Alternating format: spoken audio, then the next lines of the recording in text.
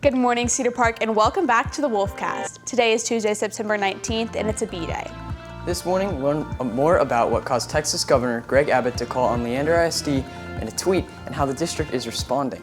Plus, what to expect in tonight's volleyball match up against Rouse and how to cast your ballot for homecoming court finalists. Also, choirs from across LISD come together. See how. And get today's headlines in this morning's brief. Plus, this week's Hispanic Heritage Month spotlight on a band whose recent single made it #1 worldwide. Turn it up because the Wolfcast starts now.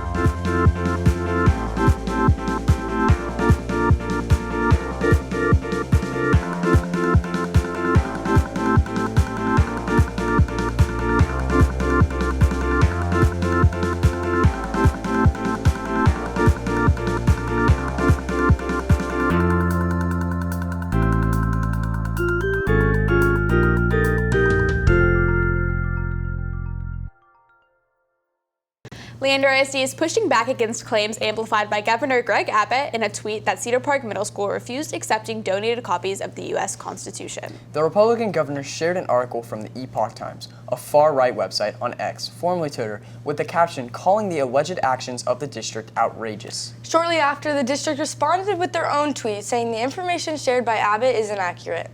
According to the article, a spokesperson for conservative watchdog group Citizens Defending Freedom says the group attempted to donate 4,000 copies of the Constitution to Leander ISD, which the organization says the district refused. But that's not exactly how things happened, according to the district. In a statement sent to CPHS News, the district says they have been accepting of the donations of the pocket-sized Constitution since Friday in recognition of Celebrate Freedom Week. However, the district did add that it took some time to check policy to determine if and how the donations could be accepted. We reached out to the governor's office for a response but have not heard back. He has yet to address the district's response or delete his tweet. The 2023-2024 homecoming court voting starts today. Voting for homecoming king and queen is a tradition as old as homecoming itself, where the student body votes for the best couple to be crowned the king and queen of homecoming. And it's now your turn to vote. Who will be your pick for HOCO royalty? Remember, HOCO voting opens today, Tuesday, September 19th, and closes on the 24th. You can vote on your classes, CPHS, Google Classroom. Yesterday, we had performances from every school in the district for the annual choir showcase. The Choral Showcase is an event that our district does each year to celebrate what every school has the ability to do with choir. This year's one was no different. Every school did a fabulous job performing in our very own Performing Arts Center, from Vista Ridge to ourselves.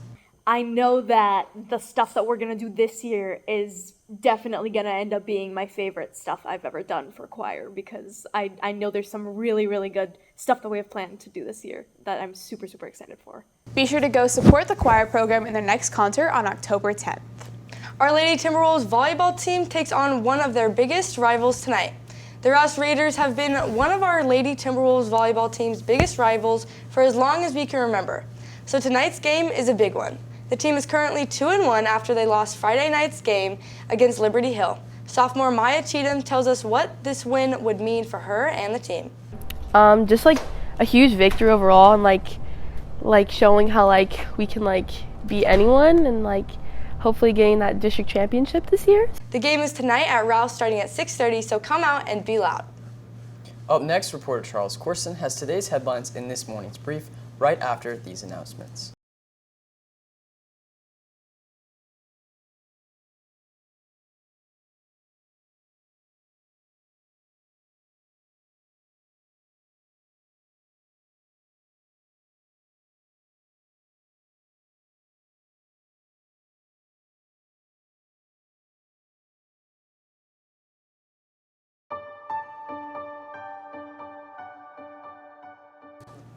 Good morning, Cedar Park. I'm Charles Corson with today's headlines in this morning's brief.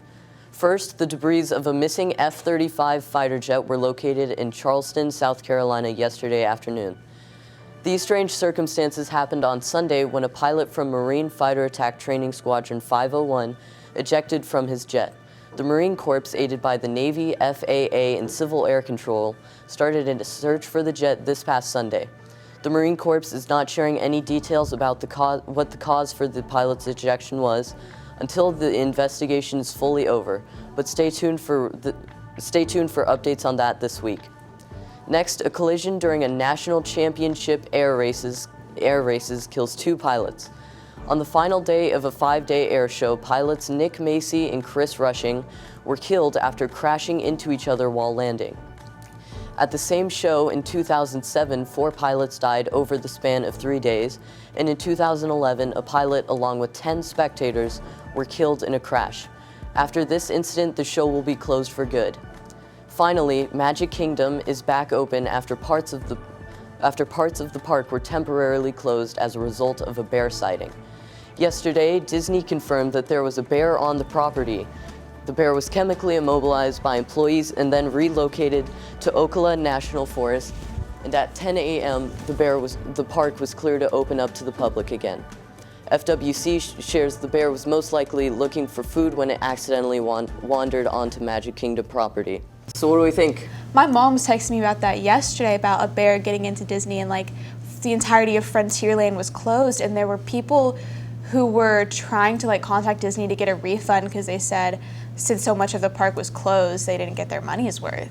It's kind of awesome. Like, I feel bad for the bear though. Like, imagine just kind of being hungry and you like stumble into this magical like kingdom-looking place and you just get like. I know. It's kind of sad, but like, I mean, I get it, but At least you got like Yeah. moved somewhere else and not like killed. yeah, But I feel like it's kind of a letdown to go from like an amusement park to a national forest. yeah. I mean, kind of yeah. boring. Yeah, maybe he you could just be wanted to, like, climbing What if he was Cinderella's just trying to live castle. his Disney life? I know, he's trying to Like, live the Disney dream come with. on. They yeah. should give him like a piece of it, like an exhibit, and he can just like live his best life. He should just Yeah. live in Disney, be the Yeah, I Disney feel like you probably mascot. prefer the Be the new Mickey Mouse, but bear. Thanks, Charles. Now let's take a look into an all new surprise from our cheerleaders. Cedar Park football is back this week, which means a new Spirit Week theme. Cheerleaders Megan Malmquist and City Storm are here with me now to tell us more about this week's theme. Okay, so this week's theme is Country versus Country Club. So make sure to be loud, dress up, and be there. The theme this week is country. And Country Club, and make sure to wear a cowboy hat, boots, bring a golf club, whatever you want. Just really try to match with the theme and be loud and support the whole Cedar Park team. Go Wolves. Awesome. Thank you, ladies, and we'll see you back next week. Up next, take a look at an all-new Hispanic Heritage Month spotlight. As we recognize National Hispanic Heritage Month, the Wolfcast will be spotlighting one Hispanic Texan a week. This week's Hispanic Heritage Month highlight is a record-breaking band, Grupo Frontera, who recently hit #1 on the worldwide music charts with their collaboration with Latin superstar Bad Bunny.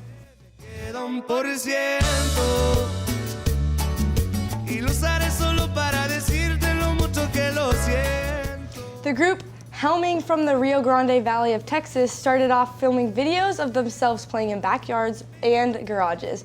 But late last year, they hit their big break when their cover of the song No Se Va went viral on TikTok and shot the band into stardom.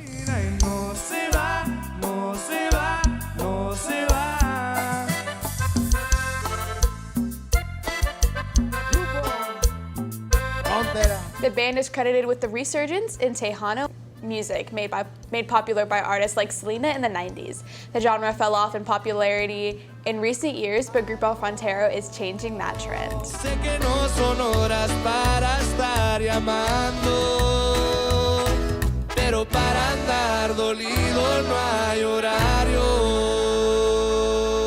Their recently released full-length album debuted at #4 in the US Latin charts and is continuously climbing. Tune in next Tuesday for another Hispanic Heritage Month highlight. And that's all we have for you guys today. Thank you for taking the time to join us during your den. You can catch anything you missed and more on our Twitter, YouTube, or TikTok at CPHS News. Catch Thursday's show for a story on the Lake Travis drought. And don't forget to follow our dedicated sports Twitter at CPHS_sports for updates during the games. With CPHS News, I'm Lulu Lynch. I'm Reed Cummins. And I'm Kira Cox. Remember to make it a great day or not. The choice is yours. Have a tremendous Tuesday, Cedar Park.